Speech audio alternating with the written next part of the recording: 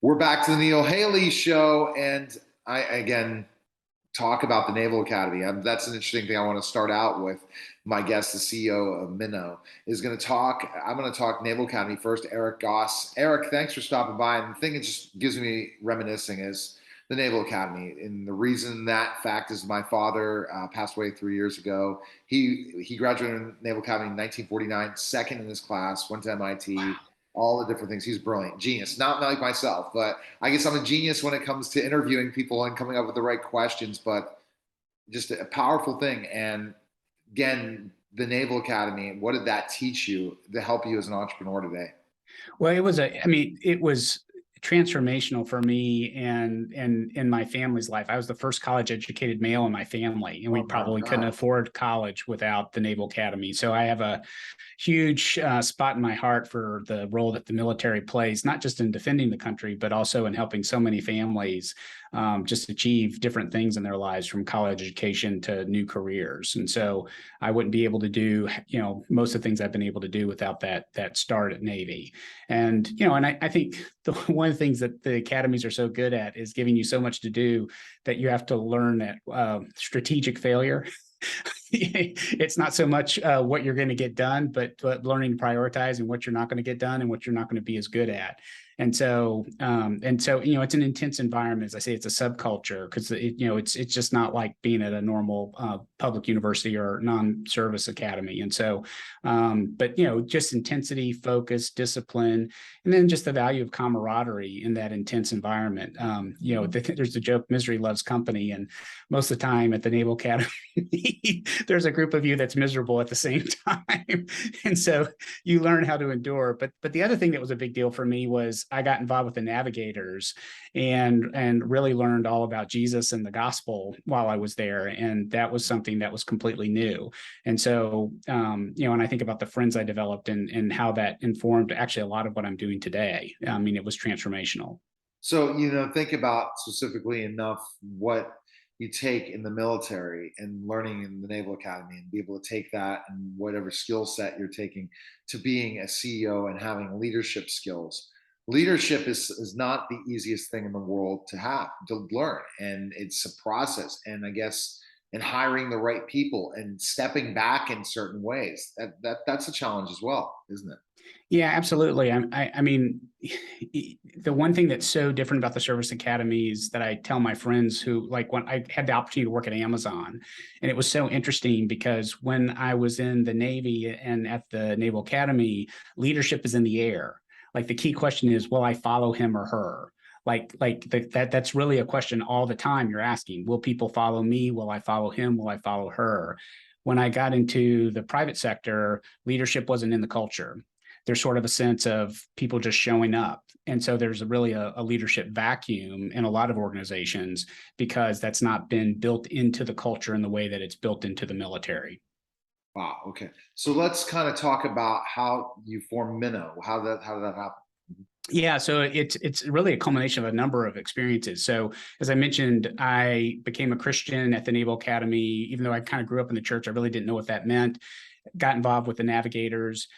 Spent 7 years in the military, flying helicopters, working at the Pentagon, managing the news desk, and then went to Michigan to get my MBA and ended up at Amazon. And when I was at Amazon, I got there about 6 months after their IPO. Terrible timing from when to show up. But the company only had about 350 people at corporate. And I had a chance to work on a ton of digital initiatives. Actually launched the first ebook store, first print on demand store, working in the book group. And with that, got exposed to digital media. I'd had a passion for digital media and spent 7 years at Amazon, ran a whole host of different teams there, moved back to Nashville for family reasons. But while I was in Seattle working for Amazon, actually had the chance to plant a church. And in planning the church, my wife was very involved with setting up the children's ministry.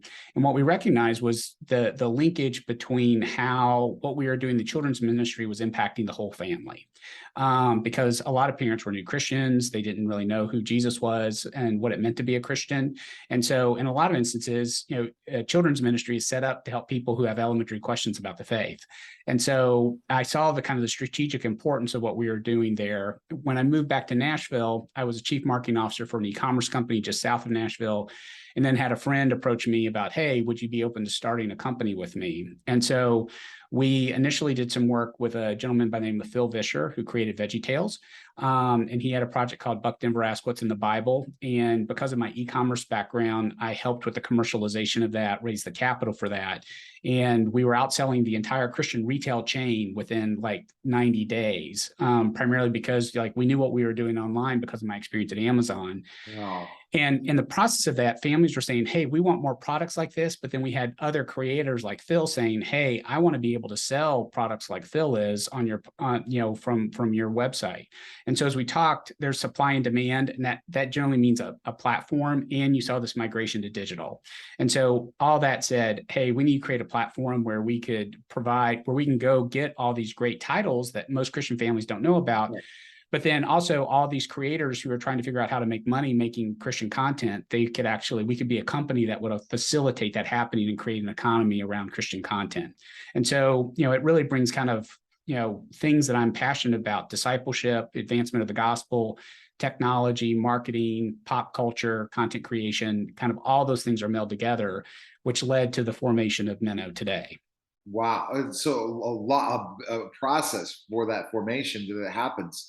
And you think about specifically enough, what makes you so great at understanding online retail and what it does? So, there's people out there thinking about, well, what is the big thing to have success online sales? Yeah, well, I always, I heard actually the CEO of Costco say this: retail is detail.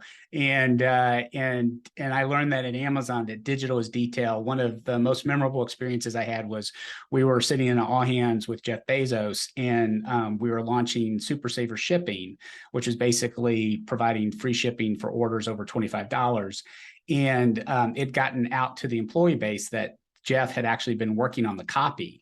Like, we had copywriters, but Jeff himself was actually kind of wordsmithing it. Oh my. And someone said, like, you're the CEO of the company. Like, why are you messing around with copy? And he said, well, because this initiative is going to cost the company $100 million. And every customer who comes to the website is going to see it. And he said, as CEO of Amazon, I want to represent the company. I want to make sure customers are having a great experience, and we're making a good use of that investment. And I think that kind of says it right there. If you want to think about e-commerce and online experiences, you've got to be really rigorous in detail, and you've got to understand data. Because again, we have a tendency to take a brick and mortar approach, which is, I'm just going to sell and get a transaction. Whereas when you're online, you can see how people are going through the website, what they're clicking on, what they're looking at. And it's that detail and that data that actually gives you the insights in how can you build a better business. And you think copy is the big thing. If you can't write good copy, you're not going to have success online. Yeah, I mean, it's interesting because people think, oh, e-commerce, you got to be really good, math, data, science, and then, and a lot of folks who come from the brand world who are more, what I call kind of art and story, feel like, oh, that's not really for me. And what I find is you get real magic when you blend those things together, when you can bring great art and great creative with the data and the rigor of, online, the best of online marketing. It's the melding of those two things that really drive value. Like, one of the things we do in our business is called A/B testing, where you take one version of the website versus, B version of the website. And it shocks me how one version can perform 30 to 40% better than the other one. And they're both sort of conveying the same thing. It's just based on where it's placed. It's where it's placed, what images you're using, what language you're using. There are a lot of ways to describe things, and people perceive those words and how you use those words very differently. Well, this is impressive stuff that I would definitely like to continue to ask those questions, because a lot of my clients ask me these questions, and I understand it in certain ways. It's like, it's just a nuance. It's constant. And I think what you say is you got to study and understand it. So where can people find more on Minno, and what things right now, given the initiatives going on with Minno right now, that you can tell us about? Yeah, so Minno's perfect for if you're a family, you've got young kids, from birth up to probably 10 to 12 years old. Minno is essentially a app streaming platform similar to Disney Plus or Netflix, where we have aggregated, curated the best in Christian content for kids. We have a monthly subscription that's $6.99, or you can buy an annual subscription, $69.99, and you can find it at gominno.com, GOMINNO.com, or you can go to your favorite app store and just search for Minno, MINNO, and you'll see us. And we've got the largest selection of VeggieTales available, I think, on the face of the planet. So if you want all the VeggieTales, you can basically get access to that on Minno. But we also have a lot of really cool children's programs that we have been developing and producing. So we have one called Coco Talk, the Minno Day Show.